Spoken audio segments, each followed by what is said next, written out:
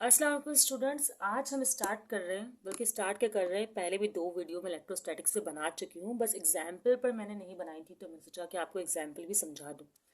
Examples जो हैं आपकी बुक की वक्त एग्जाम्पल 4 हैं, उसमें जो फॉर्मूलाज यूज़ हो रहे हैं उसमें एक यूज़ हो रहा है क्यूलम्स लॉ।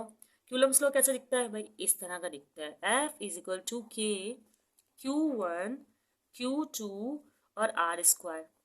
अब मुझे आपको बताना पड़ेगा कि क्यू क्या होता है, अगर आपने वो वीडियोस नहीं देखी हैं तो क्यू जो होता है ना, वो होता है चार्ज। सही है। और इसका यूनिट होता है क्यूलम। सही। और आर जो होता है वो होता है डिस्टेंस बिटवीन टू चार्जेस। इसको आप डिस्टेंस ही करें। सही है, रेडियस नहीं कहिएगा, डिस्टेंस बिटवीन टू चार्जेस है ये। सही है। अच्छा, इसको आप मीटर में ले सकते हैं। सही। और फोर्स आपको पता है, rewrite in Newton, force of attraction between two charges. ठीक है। अच्छा, अब चलें हम स्टार्ट करते हैं। पहले इस तरह का एक न्यूमेरिकल करते हैं जिसमें आपके पास ये फॉर्मूला यूज हो रहा हो। ठीक है। पहले क्वेश्चन है, डाटा बनाते हैं। अब अगर आप इस क्वेश्चन को देखें जो आपको नजर आ रहा है स्क्रीन पर, उसमें कह रहे हैं कि कैलकुलेट द फोर्स। तो आपको रिक्वायर्ड है इस वक्त फोर्स। अच्छा, आप चाहे तो फोर्स को लास्ट पे लिख कर भी क्वेश्चन मार्क लिख सकते थे, लेकिन चले क्वेश्चन चल रहा है। उसके बाद बोले calculate the force of attraction between two point charges. अच्छा, पॉइंट चार्जेस मतलब क्यूलम्स लॉ। और पॉइंट चार्जेस क्या दिए हुए हैं आपको? आपको जो पहला चार्ज दिया हुआ है Q1, वो दिया हुआ है 2 माइक्रो क्यूलम। चलो सॉरी, माइक्रो नहीं, मिली, सॉरी मिली होता है, माइक्रो का सिंबल कुछ इस तरह होता है, 2 मिली क्यूलम। तो आप इसे कन्वर्ट कर लें, क्योंकि आपको पता है कि आपको तो सिर्फ क्यूलम भी लेना है। और मैं बता चुकी हूँ कि मिली का मतलब है एक्सपोनेंशियल -3। इसी तरह अगर माइक्रो होता जो मैंने बोला था, तो होता है एक्सपोनेंशियल -6। और भी होते हैं नैनो और पीको। तो नैनो होता, चलो मैं लिख देती हूँ, नैनो होता तो होता एक्सपोनेंशियल -9। एंड पीको होता तो होता एक्सपोनेंशियल -12। समझ में आ रहा है? बहुत छोटा लिखा है ना। चले खैर, अब Q2, अब आपको एक्सपोनेंशियल -3 लिख देना है, और ये हो गया क्यूलम। सही। अब Q2 आपको दिया हुआ माइनस में, आपको पॉजिटिव था, और ये माइनस है 3 माइक्रो क्यूलम, मिली क्यूलम, सॉरी इसे मिली बोलते हैं। मिली 3 एक्सपोनेंशियल -3, और ये क्यूलम। ठीक है।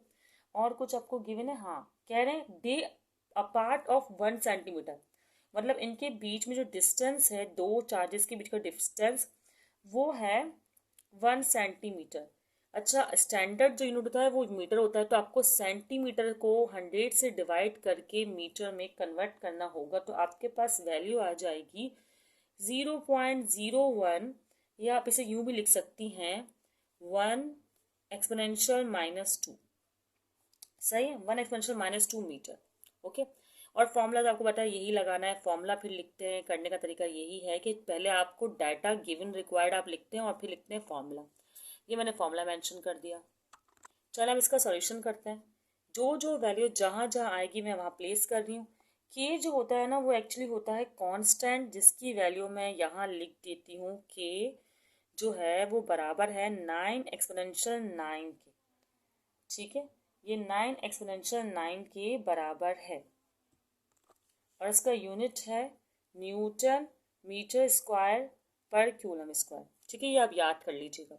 9 एक्सपोनेंशियल 9, यहाँ तो हमें फॉर्मूले में तो बगैर यूनिट के लिखना होता है। के की वैल्यू, फिर Q1 की वैल्यू, Q1 है +2 एक्सपोनेंशियल -3। पॉजिटिव का साइन भले मेंशन ना करें। Q2 है -3। आपको साइन फॉर्मूले में मेंशन करने ही नहीं होते, तो आप साइन मेंशन ही ना करें। 3 एक्सपोनेंशियल -3। ठीक है। और आर आपके पास है 1 एक्सपोनेंशियल -2 और स्क्वायर। चलें अब सॉल्व करते हैं। वहाँ कैलकुलेटर अलाउड है नहीं अलाउड है कुछ पता नहीं है। तो 9 2 ज़ा 18, और 18 3 ज़ा आपके पास आएगा 54। सही। और इन पावर्स को भी देख लें, ये 9 प्लस का है और ये माइनस का। चलो पहले इनको ऐड कर दें, माइनस माइनस प्लस, तो ये हो जाएगा 6। ठीक है, माइनस का 6। अब प्लस का 9 और माइनस का 6 हो जाएगा आपके पास, प्लस का 9 और माइनस का 6 हो जाएगा 9 और 6 3। ठीक है। अब चले नीचे देखते हैं। यहाँ पर आपके पास 1 की कोई इंपॉर्टेंस है, 1 1 ज़ा 1 ही रहेगा, और 2 2 ज़ा 4, तो ये हो जाएगा एक्सपोनेंशियल -4। सही। अब आपको कुछ नहीं करना, सिर्फ इतना सा काम करना है कि जो ये 1 तो नीचे लिखते नहीं है ना, कोई अहमियत नहीं है इसकी, तो आप क्या करें, 54 ऐसे ही रहेगा, एक्सपोनेंशियल 3 भी एज इट इज है, माइनस का 4 ऊपर ले जाएंगे तो आपको पता है डिवाइड में जो पावर होती है वो ऊपर जाकर ऐड हो जाती है, अगर माइनस की हो और अगर प्लस की हो तो सब्ट्रैक्ट जाती है, तो ये मैंने लिख दिया। तो मेरे पास आंसर आ गया इसका 54 एक्सपोनेंशियल 7। अभी भी आंसर आया नहीं है, अभी भी हमें इसको स्टैंडर्ड फॉर्म में लाना होगा, मतलब एक डिजिट शिफ्ट करना होगा। जब हम लेफ्ट हैंड साइड की तरफ डिजिट को शिफ्ट करते हैं, यहाँ पॉइंट लास्ट में है ना, तो माइनस में पावर आती है, सही है, नहीं नहीं सॉरी, जब लेफ्ट हैंड साइड की तरफ करते हैं तो पॉजिटिव पावर आती है, तो 7 में आप एक ऐड कर देंगे और पॉइंट शिफ्ट कर देंगे तो आपके पास आंसर आ जाएगा एक्सपोनेंशियल 8 न्यूटन, और यही है फोर्स ऑफ अट्रैक्शन। क्या है ये? Force of attraction between 2 point charges. और एक क्वेश्चन जो है आपका हो गया, सिंपल करके करवाने की कोशिश की है मैंने, इंशाल्लाह समझ में आया होगा। चलें अब एक और क्वेश्चन करते हैं इलेक्ट्रोस्टैटिक से रिलेटेड। अब सेकंड क्वेश्चन में क्या कह रहे हैं जो आपकी स्क्रीन पर नजर आ रहा है, calculate the electric field intensity. ठीक है, अब इलेक्ट्रिक फील्ड इंटेंसिटी जो है मालूम करनी है। मैंने लिख दिया E is equal to 0, sorry E is equal to question mark, फिर आपको दिया हुआ है 9 माइक्रो न्यूटन, इस बार माइक्रो आ ही गए, तो ये आपको फोर्स दी हुई है 9 माइक्रो न्यूटन, तो आप इसे कन्वर्ट करेंगे। कन्वर्ट आपको पता है कि माइक्रो मैंने पीछे लिखवाया है कि एक्सपोनेंशियल -6 के बराबर होता है, तो ये हो गया कन्वर्ट। उसके बाद कह रहे हैं acting on 3 micro coulomb charge, तो चार्ज जो आपको दिया हुआ है वो दिया हुआ है 3 माइक्रो क्यूलम, तो इन शॉर्ट 3 एक्सपोनेंशियल -6 यहाँ भी आएगा क्योंकि कन्वर्जन तो ज़रूरी है। अब आप फॉर्मूला लिखें, जिसमें फॉर्मूला इस्तेमाल होगा वो इलेक्ट्रिक इंटेंसिटी का फॉर्मूला होगा, वो होता है E is equal to force by charge. In short अगर आप फोर्स को चार्ज से डिवाइड कर देंगे तो आपके पास आपका रिक्वायर्ड आंसर आ जाएगा। अब कैसे आएगा भाई आंसर, एक्सपोनेंशियल -6 से कैंसिल, या दूसरे लफ्ज़ में ये भी कह सकते हैं कि माइनस का 6 जब डिनोमिनेटर से नोमिनेटर की तरफ गया तो पॉजिटिव का हो गया, तो माइनस का 6 और पॉजिटिव का 6 कैंसिल, 3 1 जा 3 और 3 3 जा 9, तो इलेक्ट्रिक फील्ड इंटेंसिटी आपके पास आ गई 3 न्यूटन पर क्यूलम। न्यूटन क्यों, न्यूटन इसके लिए, क्यूलम इसके लिए, तो यूनिट इस तरह आपका हो गया ड्राइव। और ये आपका क्वेश्चन 2 भी हो गया जो बहुत सिंपल था। चलिए नेक्स्ट पार्ट करते हैं, मतलब नेक्स्ट क्वेश्चन, नेक्स्ट एग्जाम्पल करते हैं। अब जो प्रॉब्लम 3 है उसमें कह रहे हैं कि कैलकुलेट पोटेंशियल डिफरेंस। अच्छा बुक में ना PD लिखा हुआ है, मैंने इसकी फुल एब्रीवेशन लिखी। पोटेंशियल डिफरेंस का मतलब होता है कि आपको मालूम करना है वोल्टेज, वोल्टेज और पोटेंशियल डिफरेंस एक ही बात है, और 300 milli joule of work done, तो ये आपको जो W दिया हुआ है वो दिया हुआ है 300 milli joule, dates mean conversion करना है, तो मिली का मतलब तो अब आपको याद हो ही गया होगा, एक्सपोनेंशियल पावर -3 जूल, सही।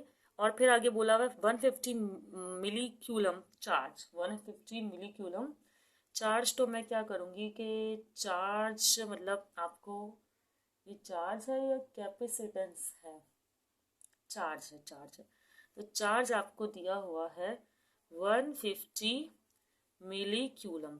अच्छा इसमें दोनों मिली में ना आप कन्वर्ट ना भी करें तो चलता है, लेकिन अब मैंने तो आपको कन्वर्ट करना सिखाया हुआ है तो आप लोग कन्वर्ट कर दीजिएगा, एग्जामिनर को भी पता होगा कि आपको कन्वर्ट करना आता है। अदरवाइज दोनों यूनिट सेम हो और कोई कांस्टेंट ना लग रहा हो तो कन्वर्जन की नीड नहीं है। हाँ कांस्टेंट लग रहा हो जैसे क्यूलम्स लो, तो उसमें कन्वर्जन भले सारे यूनिट सेम, आपको कन्वर्जन करना है, ठीक है। अच्छा फॉर्मूला इसका होगा पोटेंशियल डिफरेंस का V is equal to W/Q, सही है। अच्छा V निकालना है हमने और W हमें दिया हुआ है 300 एक्सपोनेंशियल -3, और इसी तरह चार्ज दिया हुआ है 150 एक्सपोनेंशियल -3, तो वही कैंसिल हो जाना है इन्होंने, इसलिए ही कन्वर्जन से कोई हमें ख़ास बेनिफिट नहीं हो रहा। अब आप देखें 150 1 जार 150 2 जार, या 0 से 0 कैंसिल, 15 1 जार 15 2 जार, जो भी आपको सही लगे, तो ये आ गया 2। और पोटेंशियल डिफरेंस का यूनिट होता है वोल्ट, तो आपने ये वोल्ट मेंशन कर दिया, तो ये हो गया क्वेश्चन कंप्लीट। आपका वोल्टेज या पोटेंशियल डिफरेंस आ गया, चाहे तो वर्डिंग में मेंशन कर दें the potential difference of this, या the potential difference is equal to, जो भी आप लिखना चाहें, सही। अब हम कर रहे हैं इसका एग्जाम्पल 4। अब जो क्वेश्चन आपको नजर आ रहा है उसमें कह रहे हैं कि find the net capacitance of 4 capacitors when capacitance of each capacitor is 1 microfarad. अच्छा, कैपेसिटर कितने 4 हैं, तो आप लिख दें C1 4, और हर कैपेसिटेंस की कैपेसिटेंस बिल्कुल सेम है, तो आप चाहे तो लिखें C1 C2 C3 C4 और फिर लिखें 1 माइक्रोफैरड, या चाहे तो डायरेक्ट लिख दें C1 is equal to C2 is equal to C3 is equal to C4 is equal to 1 microfarad. भाई 1 माइक्रोफैरड ही है ना, तो आप अलग अलग भी लिख सकते हैं C1 C2 C3 करके, और ये C1 C2 क्या नंबरिंग है, 4 कैपेसिटर हो तो 4 तक, 5 हो तो मतलब 5 1 2, ये नंबरिंग है एक तरह से। अब आपको निकालनी है नेट कैपेसिटेंस, तो आपको जो निकालनी है वो है नेट कैपेसिटेंस, और आगे कहा गया है when capacitance of each capacitor is connected in parallel. अच्छा, जो कैपेसिटर है ना वो पैरेलल कनेक्ट किए गए हैं। आपको पता है पैरेलल के लिए और सीरीज के लिए अलग फॉर्मूला है। अब फॉर एग्जांपल मैं दो सर्किट से एग्जांपल देती हूँ। अगर हमारे पास कोई कैपेसिटर सीरीज में हो तो हम लिखते हैं इस तरह 1/C, यहाँ लिख रही हूँ, बल्कि यहाँ नहीं लिखूंगी, यहाँ नजर नहीं आ रहा, एक मिनट, यूँ लिखती हूँ 1/C is equal to 1/C2 plus 1/C3। ये तब होगा जब सीरीज में हो C1 और C2, सॉरी, ठीक है। इसी तरह लेकिन अगर पैरेलल हो तो आपको सिंपली ऐड करना होता है। जैसे अब 4 कैपेसिटर हैं तो फॉर्मूला बनेगा C1 plus C2 plus C3 plus C4। अगर यहाँ 4 होते तो 1/C1 plus 1/C2 plus 1/C3 plus 1/C4, और फिर आप इसको सारी वैल्यूज को रख के इस तरह करते हैं। खैर 1 अगर आंसर हो तो इसका भी सिंपल ही आएगा, कोई इतनी बड़ी बात नहीं है। चलें, अब मैं वैल्यूज रख रही हूँ। ये C नेट है, नेट कैपेसिटेंस, सही है। तो क्या वैल्यूज है हमारे पास, 1 है, सारी वैल्यूज जो है 1 है, क्योंकि 1 के बराबर है, सबकी सारी वैल्यूज जो 1 रखूंगी तो आंसर आएगा मेरे पास। और ये इसका यूनिट क्या था, माइक्रोफैरड ना, तो माइक्रोफैरड ही रहने, इसके लिए कन्वर्जन की नीड नहीं होती, तो ये आ जाएगा आपके पास 4, जो यूनिट यहाँ था वही यूनिट इस्तेमाल कर लें। ठीक है, एक तरीका तो ये है। एक तरीका ये सबके साथ माइक्रोफैरड लगाएं, या फिर एक तरीका ये है कि आप माइक्रोफैरड कॉमन ले लें क्योंकि सबका यूनिट सेम है, तो यूनिट आप मेंशन कर भी सकते हैं और नहीं भी। अब यहाँ भी मेंशन कर सकते थे आप, जैसे W का यूनिट जूल था या क्यूलम C था, तो खैर यूनिट्स आप सॉल्यूशन के टाइम मेंशन ना भी करें, एंड में आप यूनिट मेंशन करते हैं तब भी आंसर जो है वो करेक्ट ही कंसिडर किया जाता है। ठीक है, यहाँ पर हमारी 4 एग्जाम्पल्स जो आपकी बुक में इंक्लूड थी वो हो गई हैं। अगर इसी से रिलेटेड आपको क्वेश्चंस और समझने हैं तो आप लोग कमेंट सेक्शन में बता सकते हैं।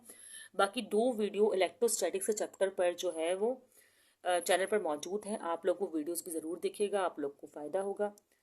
अपना ख्याल रखिएगा, दुआ में याद रखिएगा। अल्लाह हाफिज़।